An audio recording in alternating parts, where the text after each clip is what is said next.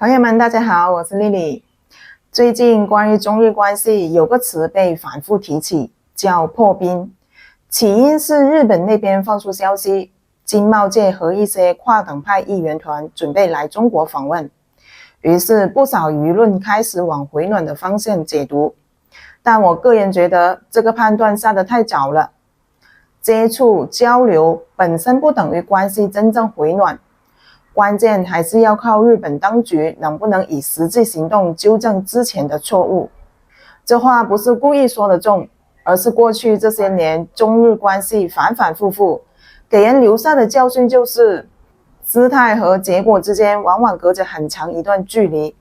我们先简单梳理一下背景。中日关系这几年一直处于低位，不是突然冷下来的。日本在新版国家安全保障战略里把中国定位成迄今最大战略挑战，这个表述本身就很重。与此同时，日本在半导体制造设备出口管制上配合美国，对中国进行限制。再加上台湾问题上，日本国内一些政治力量时不时搞小动作，历史问题上也经常出现让中方无法接受的表态。所以大家想想，一个在安全文件里把你定义为最大战略挑战的国家，一个在产业链上配合别国限制你的国家，突然派几个团来访问，舆论就说破冰，这中间的逻辑其实是有问题的。说到中日关系，很多人习惯用正冷经热这个词。上世纪70年代邦交正常化以后，中国之间有过一个关系相当稳定的时期，经贸往来发展很快，但后来因为历史问题、领土问题、政治关系时不时紧张。2012年钓鱼岛问题之后，中日关系跌到谷底，经贸也受到冲击。再后来有过一段缓和，但最近几年又因为日本配合美国对华遏制，重新冷下来。所以这次访华消息一出来，大家才会这么关注，因为确实有段时间没有比较像样的交流了。但历史也告诉我们，中日关系的回暖从来不是靠访问本身，而是靠日本在关键问题上有没有实际行动。那为什么日本这个时候频繁放风要沟通？我觉得主要是3层原因。一个是经贸供应链的现实压力，日本企业在中国市场的存在感很强，汽车、电子、半导体材料、机械这些领域，很多日本公司靠中国市场吃饭。但最近几年，中国本土产业起来了，竞争加剧，日本企业在中国市场不像以前那么舒服。更麻烦的是，日本政府自己搞的经济安保政策，限制部分产品和技术对华出口，反过来也伤到了日本企业自己的订单。这种政策内耗让日本经济界非常焦虑，他们需要跟中国保持沟通，至少别让市场彻底冷掉。再一个是国内政治成本，日本政坛这几年不稳定，内阁支持率波动大，经济没有太大起色，物价上涨，普通日本民众生活压力不小。这种情况下，经济界的声音对政客来说很重要。如果完全跟着安全圈子的节奏走，把对华关系搞得太僵，经济界会不满意，选票也会受影响。所以政客需要放一些缓和的信号，安抚国内经济界，也给自己留点外交余地。但大家注意，这种动机本质上是为了自己的政治成本，不是为了真正解决中日之间的结构性问题。另外还有一层，也是最容易被忽略的，就是想用议会和商界的交流来替代政府应该承担的责任。这次来的主要议员团是经贸界人士，不是政府层面的正式谈判。这种交流当然有它的价值，但问题在于它不能替代日本政府在历史、台湾、安保政策上的正式表态。如果日本官方继续在涉台问题上打擦边球，继续在安保文件里保留对中国的敌意定位，那议员来的再多，商界谈的再热，也只是把责任往外推，把交流当成一张免责券，这在中方看来是没有实质意义的。这里头有个更深层的矛盾，就是日本长期以来那个旧逻辑，安全上防范中国，经济上依赖中国。过去很多人觉得这套逻辑能维持，因为经济互补性强。中国需要日本的技术和投资，日本需要中国的市场。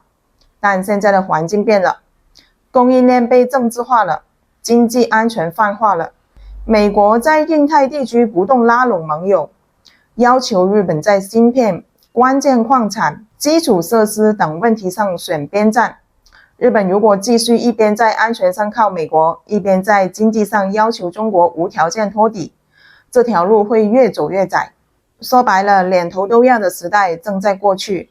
再往深一层看，日本国内对华认知本身是分裂的。经济界感受的是现实压力，他们知道中国市场不可替代，知道中日产业链深度绑定，所以愿意来谈。但政治安全圈被对华竞争绪序牵着走，把中国当作主要安全挑战，配合美国的印太战略，这两股力量在日本内部不断拉扯，导致日本对华政策呈现出一种智慧主义特征，需要经济的时候就来谈，需要安全的时候就来硬。这种分裂如果持续下去，中日关系很难有实质性回暖，最多是低位徘徊。我们再来看看多方博弈，美国因素在这个局面里非常重要。美国这几年推动对华科技封锁，半导体是关键战场。日本在半导体材料和设备上有优势，所以美国一直要求日本配合。日本也确实在出口管制上跟了。美国推动的芯片四方联盟、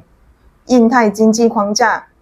都在拉日本入局。日本一方面想保持对华出口，另一方面又不敢得罪美国，结果就是政策越来越拧巴。但问题在于，日本企业在这个过程中损失不小。中国是日本半导体设备的重要市场，限制出口后，日本企业的营收受到影响，研发投入也会被拖累。日本政府想通过反华来缓和经贸关系，但又不愿意在安全政策上跟美国拉开距离。这种左右摇摆让日本自己也很痛苦。中国看得很清楚，所以不会因为几个反华团就改变判断。中国的立场其实一直很明确，可以谈，可以来，但底线清楚，不会把姿态当条件，也不会把接触当结果。换句话说，你来了我欢迎，我们可以在经贸、人文这些领域交换意见，但不等于中国会在核心利益上让步。台湾问题尤其没有模糊试探的空间。日本一些政客最近几年在台海问题上发表不负责任的言论，甚至有人鼓吹台湾有事就是日本有事。这种话在中方看来已经不是简单的表态问题，而是直接触碰红线。如果日本一些人想通过反华来试探中方的耐心，或者想用缓和经贸来交换中方在台湾问题上的沉默，那是打错了算盘。中国保持沟通不代表降低原则，愿意看到行动不等于接受口头承诺。我还想多说一句，过去那种经济总量会自动为凭政治摩擦的判断，现在已经失效了。以前很多人认为中日贸易额这么大，经济联系这么深，政治关系再差也差不到哪里去。但现在的现实是，经济关系被安全逻辑切割，供应链被地缘经济重塑。经济合作如果没有政治互信做底座，很容易被政策一刀切断。日本企业这几年已经感受到了，一旦政府的安全政策收紧，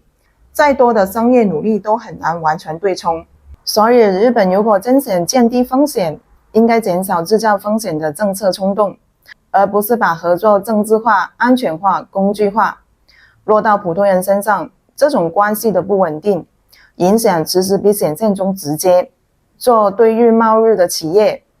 会担心政治突然变化，订单和物流成本都会波动。在日企工作的员工会担心公司调整在华布局，影响岗位稳定。比如一个在日企做汽车零部件采购的朋友，前2年因为出口管制，部分技术文件都要走额外审批，项目周期变长，奖金也受影响。这种微观感受比新闻里那些大词真实的多。消费者买日本车、日本电子产品，价格和供应链也会受到汇率、关税、出口管制的影响。还有留学生、旅游从业者、文化交流行业都跟中日关系的温度有关。所以这不是一个遥远的国际新闻，而是跟很多人的收入、工作、生活预期连在一起的事情。未来会怎么走？我的判断是，如果日本继续沿着现在这条路走，